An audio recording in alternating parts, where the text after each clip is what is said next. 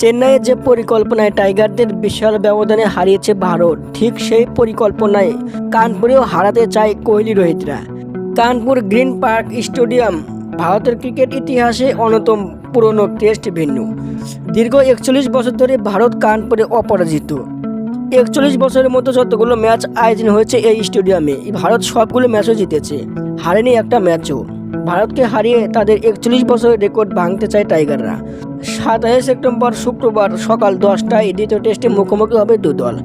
টাইগারদের এই ম্যাচে লক্ষ্য থাকবে ধবল দোলা এড়িয়ে ইতিহাস গড়ে লাল বলের ফরম্যাটে স্বাগতিকদের বিপক্ষে জয় তুলে নেওয়ার। তবে এই মাঠে টেস্ট ফরম্যাটের পরিসংখ্যান অনুসারে সেটি হবে কঠিন কাজ। ম্যাচটি ড্র হওয়ার সম্ভাবনা রয়েছে, তবে টাইগাররা যদি জয় তুলে নিতে পারে তাহলে কানপুরে তৃতীয় দল হিসাবে ভারতকে হারানোর কীর্তি গড়বে টাইগাররা। এর আগে এই মাঠে ভারতকে হারিয়েছে ইংল্যান্ড ও ওয়েস্ট ইন্ডিজ। বাংলাদেশের এবারে সুযোগ ভারতকে কানপুরে বধ করানো। বিডি নিউজ, হৃদয় হাসান।